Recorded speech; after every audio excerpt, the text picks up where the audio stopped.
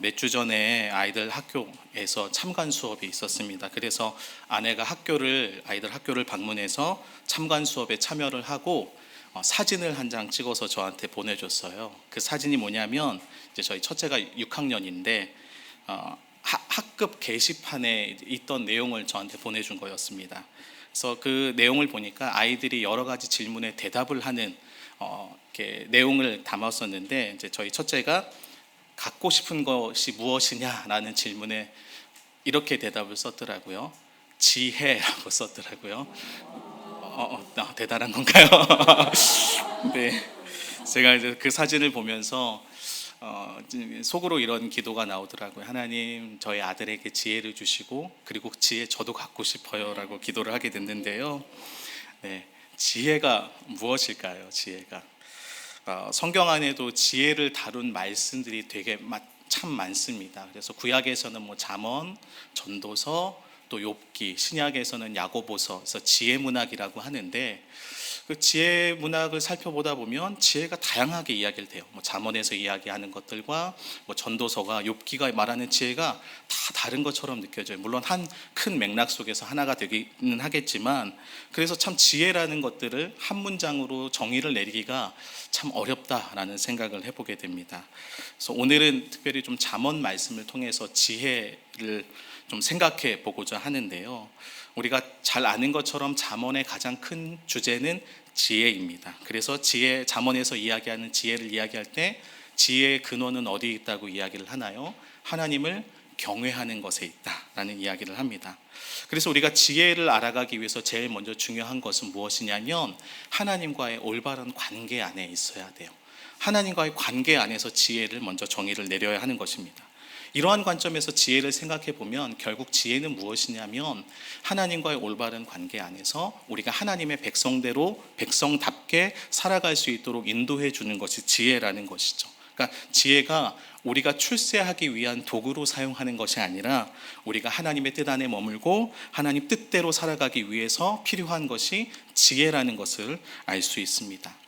오늘 우리가 읽은 이 잠언 30장은 아굴의 잠언이라고 이야기를 해요.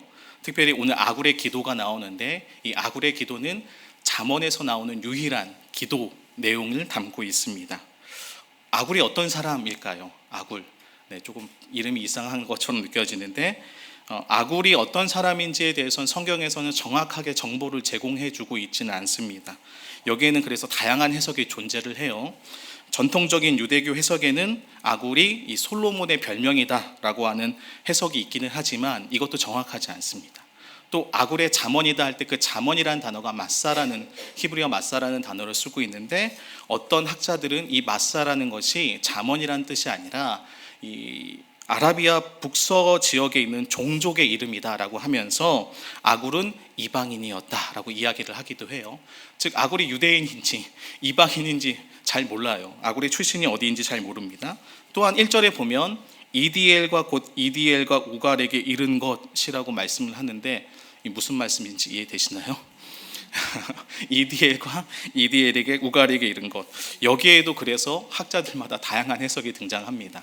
총 4가지로 해석이 있는데 히브리어 문법에 따라서 해석이 나뉘는데 우리 여기서 이렇게 그 이야기하면 다 머리가 아프잖아요. 그래서 히브리어 표현을 통해서 다양하게 해석이 된다. 그래서 의견이 다양하다라는 것만 좀 이해하고 넘어가는 게 좋을 것 같습니다. 이러한 아굴은 결국 2절부터 이제 본격적으로 이런 고백들을 하는데 아굴의 고백이 어떤 고백을 하냐면 아굴의 고백에서 좀 살펴보면 조금 뭔가 이상해요. 왜냐하면 아굴이 스스로를 뭐라고 고백하냐면 나는 짐승과도 같다라고 이야기를 합니다. 왜 자신을 짐승과도 같다라고 이야기를 했을까요? 자신에게는 또 사람의 총명이 있지 않다. 그리고 아굴은 또 스스로 지혜를 배우지 못했고 그래서 나는 거룩하신 자를 아는 지식도 없다라고 이야기를 해요.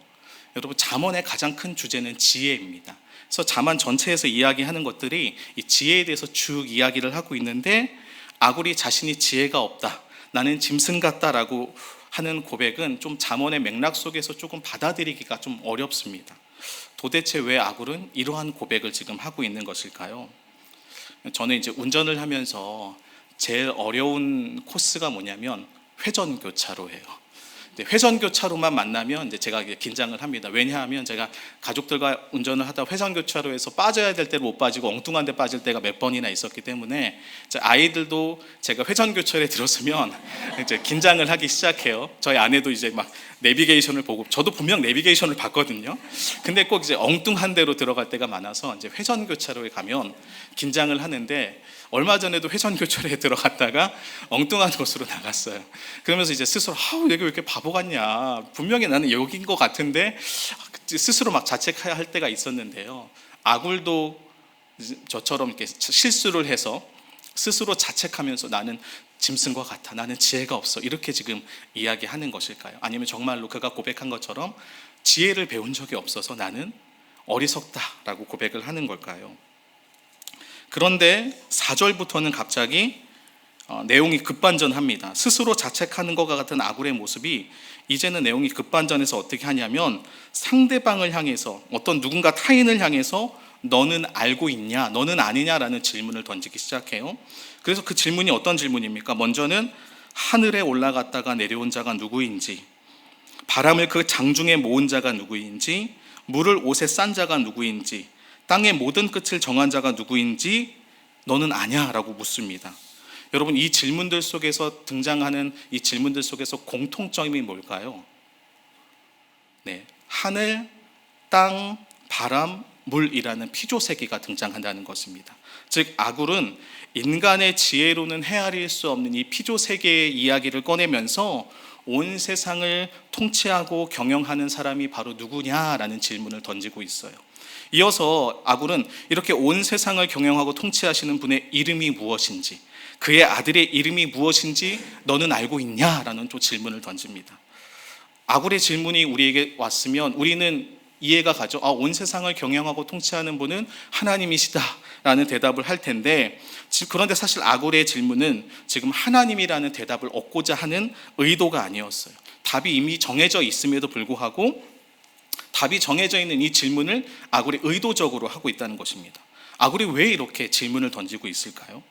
아굴의 본심을 알기 위해선 그 먼저 아굴이 했던 고백에 대해서 우리가 살펴볼 필요가 있어요. 아굴은 스스로가 지혜를 배운 적이 없고 우둔한 짐승과도 같다라고 고백을 했습니다. 이것은 아굴이 사람들 앞에서 자신을 낮추고자 하는 겸양의 태도가 아니에요. 오히려 창조주 하나님 앞에서 자신이 어떤 존재이다라는 것을 고백하고 있는 것입니다. 즉, 아굴이 고백하고 있는 것은 자신은 하나님 앞에서 아무것도 아닌 존재입니다. 결코 하나님 앞에서 나는 지혜로운 존재가 아닙니다라고 지금 고백을 하고 있는 거예요. 더 나아가 아굴은 질문을 통해서 하나님이 과연 어떠한 분이신지에 대해서 이야기를 하고 있습니다. 우리 하나님은 온 피조 세계를 다스리고 있는 분으로서 그 누구도 하나님 앞에서 그 지혜를 자랑할 수 없다는 것을 지금 아굴이 이야기를 하고 싶은 것이죠. 그렇기 때문에 우리는 하나님 앞에서 어떻게 할 수 있습니까? 그 누구도 교만할 수 없어요.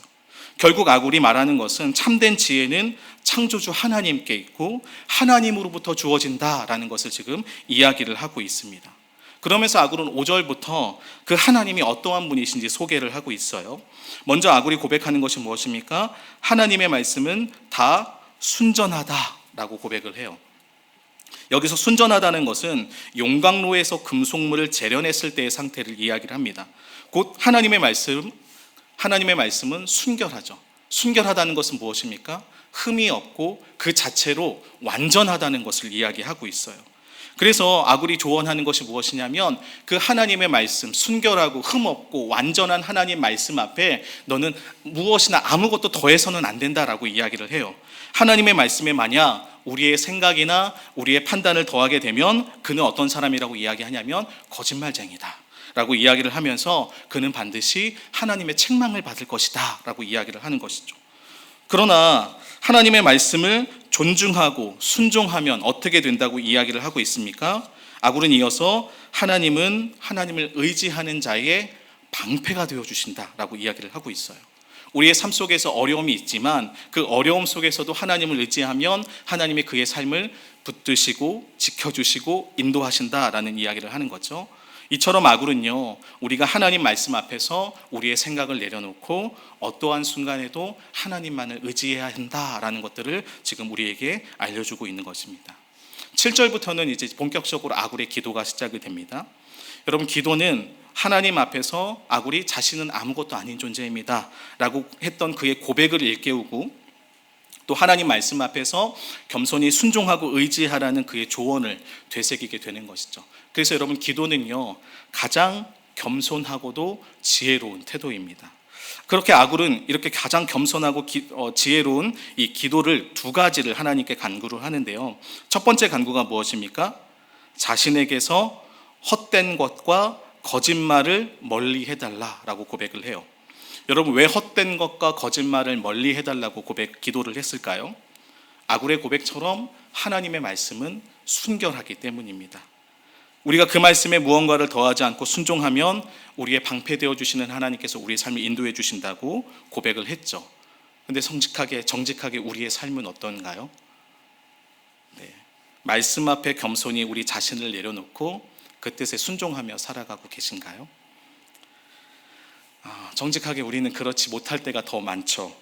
도리어 우리는 말씀에 내 생각을 더할 때가 있고, 말씀대로 살아가야 되는데 말씀을 내 생각대로 수정할 때가 많고, 말씀을 내 생각대로 생략할 때가 있습니다. 스스로 말씀을 가장 잘 안다고 하지만 사실 우리는 말씀을 가장 변질시키는 자로 살아갈 때가 많은 것이 우리인 것이죠. 말씀을 한번 볼까요? 시편 127편 1절 말씀을 함께 읽어보겠습니다. 시작.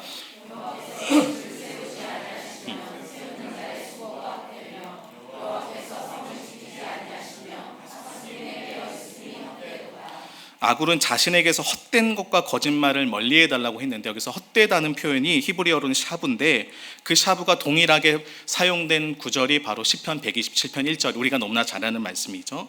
시편 기자는 무엇이 헛되다고 고백을 합니까?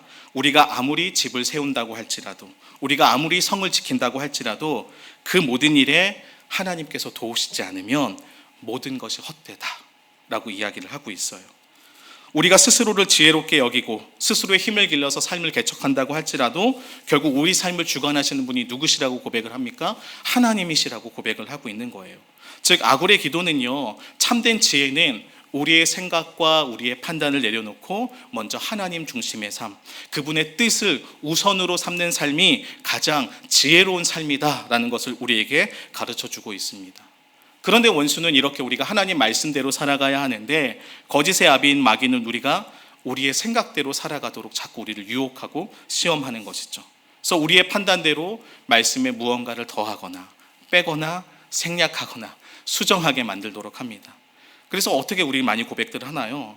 우리가 흔히 잘 알듯이 거의 그리스도인들처럼, almost 크리스찬처럼 이 정도면 충분해, 하나님 말씀에 이 정도면 순종했으면 충분해, 예배 드렸으니까, 주일날 예배 드렸으니까 나는 그리스도인으로 충분히 다 할 것을 했어, 나 11조 했으니까 하나님께 할 도리 내가 다 했어 라고 이야기를 하면서 어느 정도 수준에 만족하며 머무르려고 하는 것이죠. 근데 마치 우리가 하나님의 말씀에 순종하는 것처럼 보이지만 여러분, 결국 그 중심에는 하나님이 아니라 우리가 주인 되어 있음을 우리는 발견할 수 있는 것입니다. 그래서 우리는 반드시 기억해야 돼요. 우리는요, 결코 하나님을 속일 수 없습니다. 우리는 하나님을 너무 가벼이 대해서는 안 된다는 것이죠. 간교한 술수로 잔머리로 굴리면서 자꾸 하나님을 우리의 의도대로, 내 뜻대로 하나님을 조종하고자 하는 태도를요, 내려놔야 돼요. 다시 우리는 그래서 어떻게 해야 됩니까? 하나님 말씀 앞에 겸손하게 서야 하는 것입니다. 하나님 앞에서 진실해야 하는 것이죠. 하나님 앞에서 낮아져야 하는 것입니다. 우리의 작음을 인정하고 그분의 크심을 높여 찬양해야 하는 것입니다. 그것이 지혜로운 자의 삶이라고 아굴은 이야기를 하고 있는 것입니다.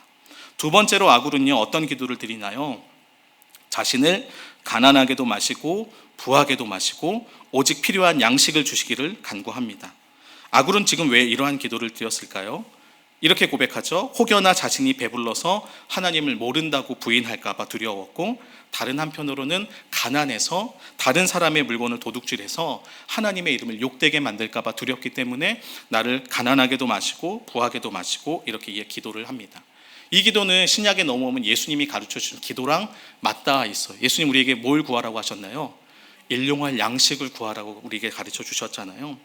우리에게 일용할 양식을 구하면서 오직 하나님만이 우리의 삶을 먹이시고 채우시고 입히시는 분이시다라는 고백을 드리도록 예수님 우리에게 기도를 가르쳐 주셨습니다.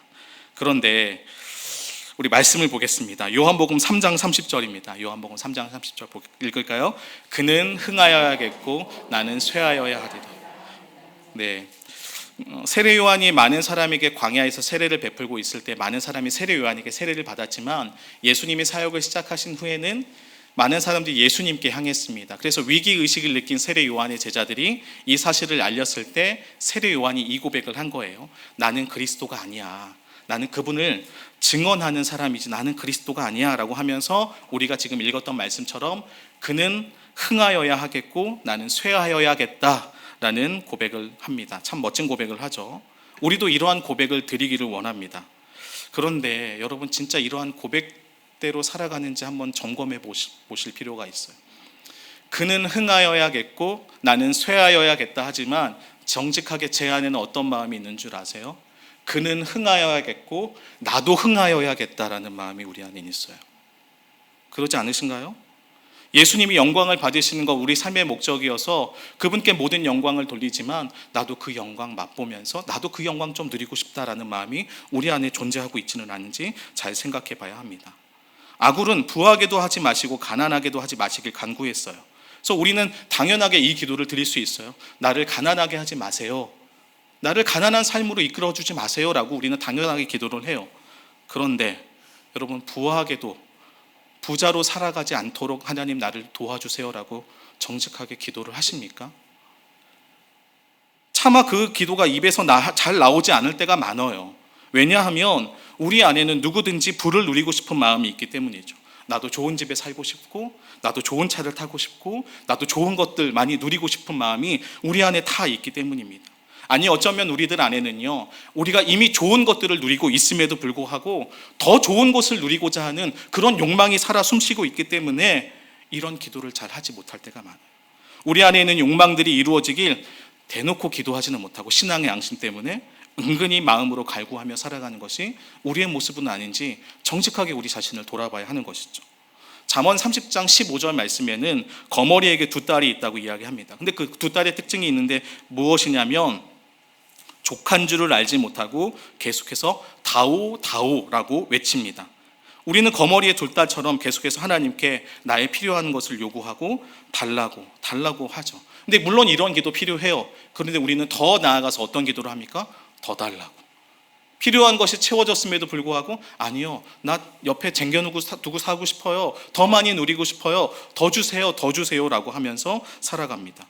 결코 채울 수 없는 웅덩이인 것을 알면서도 우리는요 우리의 욕망을 채우기 위해 애쓰고 노력하며 살아간다는 것이죠. 아굴의 기도는요 이러한 우리의 근본적인 우리 내면 안에 있는 근본적인 욕망을요 꿰뚫어 보도록 하는 기도예요.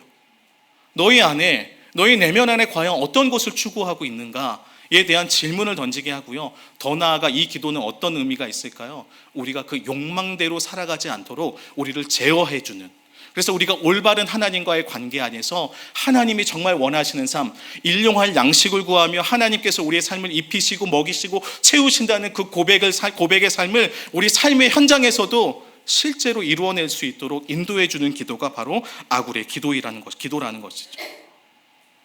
이러한 아굴의 두 가지 기도에 대해서 이 사김의 기도를 쓰신 김영목 목사님은 인간의 존재와 삶의 조건을 위한 기도다라는 말씀을 하셨어요. 이러한 정의는 결국 잠언의 큰 주제와 연결이 됩니다. 왜요? 지혜는요 하나님을 경외하는 것으로부터 주어지기 때문이죠. 그래서 아굴은 어떤 사람이었냐면 하나님과의 올바른 관계, 온전한 관계를 힘썼던 사람인 것을 우리는 알 수 있습니다. 그럼 우리는 어떻게 살아가야 합니까? 우리도 하나님을 경외하는 삶을 살아가야 합니다. 근데 여러분 하나님을 경외하는 삶은 어떤 삶일까요? 제가 어제도 말씀학교 하면서 되게 질문을 많이 해갖고 되게 싫어하셨는데 하나님을 경외하는 삶을 쉽게 어떤 분들 한마디로 정의하면 죄를 미워하는 삶이라고 정의를 내리시는 분들도 있어요. 근데 여러분 죄를 미워하는 것 하나님을 경외하는 삶 맞닿아 있습니다. 근데 우리는요 죄를 미워한다는 걸 자꾸 오해할 때가 있어요. 어느 순간 죄를 미워하는 것이 아니라 죄를 관리하는 삶을 살아갈 때가 있다는 거예요. 죄를 짓지 않기 위해서 어떤 특정한 장소에 가지 않거나 특정한 행동을 하지 않는 것으로 만족하면서 살아갈 때가 있는 거예요. 그래서 죄와는 적당히 선을 긋고 살아가면서 나 그리스도인으로서 잘 살았지, 우리의 평판을 지키기 위해 노력하는 삶, 그것을 죄를 관리하는 것처럼 살아갈 때가 많다는 거죠. 그러나 여러분, 하나님을 경외하는 삶은 죄를 관리하는 것과는 전혀 다른 삶입니다. 우리가 정해놓은 어떤 경계를 지키는 것이 아니라 하나님의 마음과 뜻이 머무는 곳에 그 경계를 넘어서 나아가는 것이 하나님을 경외하는 삶이에요. 마치 신약시대의 종교 지도자들이 자신의 정결함을 지키기 위해서 죄인들과 적당히 거리를 지키며 살아가는 것이 스스로 경건하다고 여겼던 것과는 다르게 예수님은 어떻게 하셨나요? 세리와 죄인의 친구들로서 죄인의 삶의 자리에 나아가셨던 것처럼 우리도 예수를 믿고 그 하나님을 경외한다면, 그 하나님의 뜻을 따르고 있다면 그 삶의 자리에까지, 아프고 깨어진 세상의 삶의 자리에까지 우리가 나아가서 예수님처럼 살아가는 것이 바로 정말 하나님을 경외하는 삶은 아닐까라는 생각을 해보게 되는 것이죠. 부정함을 피하는 것이 아니라 부정함을 치유하여 정결하게 하셨던 그 예수님처럼 우리도 우리만의 견고한 성을 쌓아놓고 살아가는 것이 아니라 하나님이 우리를 부르신 삶의 자리, 세상의 자리에 나아가 하나님 나라를 구현하며 살아가는 것이 바로 하나님을 경외하는 삶은 아닐까라는 생각을 해보게 됩니다. 우리 김기성 목사님이 최소한의 품격이라는 책에 이러한 대목의 내용을 이렇게 적어놓으신 것 제가 지금 가져와 봤는데요. 함께 한번 읽어볼까요? 하나님의 일을 위해 구별된 이들에게 요구되는 것은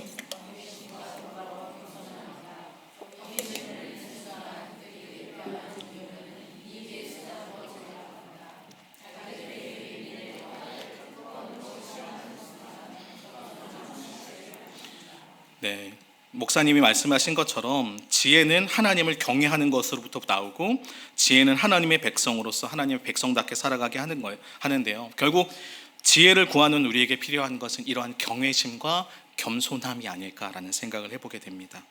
그러나 우리가 혹여나 책의 내용처럼 경외심을 잃고 신앙을 우리의 이익의 수단으로 삼은 것은 아닌지, 그래서 우리가 겸손함을 잃어버린 채 나 자신만을 위해 살아가는 것은 아닌지 한번 생각해 보게 됩니다. 참된 목자이신 예수님은 어떻게 살아가셨을까요? 진실하게 하나님을 경외하며 살아가셨습니다. 그래서 하나님의 뜻이 우선인 삶을 사셨고 그 하나님의 뜻을 이루기 위해 이 땅에 오셨고 십자가로 나아가심을 통해서 어떻게 하셨나요? 자기 자신을 내어주심을 통해 우리를 구원해 주셨습니다. 우리에게 어떠한 특권을 내세우지도 않으셨고 우리에게 어떤 대가를 바라거나 무엇인가를 요구하지도 않으시고 그저 하나님을 사랑하고 우리를 사랑했기 때문에 자신의 모든 것을 내어주심을 통해 우리를 살리시고 구원해 주신 것이죠. 이 땅을 살아가는 그리스도의 제자인 우리들도 이러한 삶을 소원해야 합니다. 종교 사업가가 되어서 나의 만족과 유익을 구하는 그러한 삶을 살아가는 것이 아니라 또 우리에게 주신 그 소명을 야망으로 치환해서 나의 자리와 명예를 지키기 위해 살아가는 것이 아니라 우리도 하나님을 경외하며 날마다 겸손하게 간구하며 살아가야 하는 것이죠. 마지막으로 우리 잠언 30장 7절 말씀을 함께 읽어보겠습니다. 시작. 내가 두 가지 일을 주께 구하였사오니 내가 죽기 전에 내게 거절하지 마시옵소서. 저는 지난주 빨간 날이 있었잖아요. 지난주에 어머니 모시고 이 돌아가신 우리 아버지 산소에 다녀왔는데요. 어머니랑 며칠 동안 시간을 보내면서 제 눈에 들어왔던 건 저희 어머니의 운동화였어요.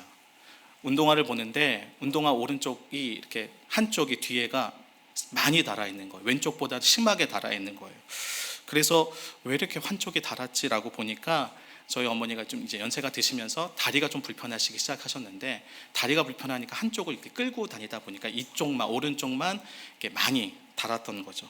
그러니까 불편해진 다리로 이렇게 많이 걷는 게 힘드신데 그 힘든 다리이시지만 저희 어머니 날마다 새벽마다 이제 교회 가시거든요. 기도의 자리 지키세요. 근데 늘 어머니가 이제 이번에 만나서도 똑같이 하시는 말씀이 저에게 하시는 말씀이 있어요. 무엇이냐면 영환아, 우리는 주님의 도우심 없이는 살아갈 수 없다. 우리는 하나님의 은혜 때문에 살아가는 자야. 이 말씀을 늘 저에게 하시거든요. 오늘 말씀을 준비하면서 이 어머니의 말씀이 떠올랐습니다. 아굴은 하나님께 기도하면서 자신의 기도가 죽기 전에 내게 이 기도가 응답되기를 바라는 마음으로 계속 하나님께 간구했어요. 즉 아굴의 기도는요 평생의 기도였던 것이죠. 제 어머니가 새벽마다 기도의 자리에서 하나님 은혜 없이는 살아갈 수 없습니다. 주님의 도와주심을 간구합니다라고 고백하는 것처럼 아굴도 그렇게 평생토록 기도의 자리에서 하나님의 얼굴을 구하며 주의 도우심을 구하지 않았을까라는 생각을 해보게 됩니다. 아굴의 기도가 응답되었을까요? 잘 모르겠어요. 잘 모르겠지만 제가 보기에 아굴은요, 아마도 그가 갈망했던 것처럼, 그가 기도했던 것처럼 하나님과의 온전한 관계 속에서 살아가지 않았을까라는 생각을 해보게 되고요. 그런 아굴의 모습은 하나님을 경외하고 하나님 앞에 겸손하게 선 정말 지혜자의 모습이 아니었을까라는 생각을 해보게 됩니다. 더 나아가 그러한 아굴의 모습을 주변 사람들이 보면서 아굴의 모습에서 하나님의 모습을 누군가는 엿보지 않았을까요? 우리도 아굴처럼 이러한 평생토록 이러한 기도와 갈망이 있는 삶이었으면 좋겠습니다. 참된 목자이신 예수님께서 그 길을 걸어가셨던 것처럼 우리도 그 길을 걸어가길 소망하면 좋겠고요. 그래서 우리가 걸어가는 그 길에서 누군가 우리의 모습을 엿보면서 하나님의 모습을 좀 엿보았으면 좋겠습니다. 그 은혜가 우리 모두에게 있기를 바랍니다.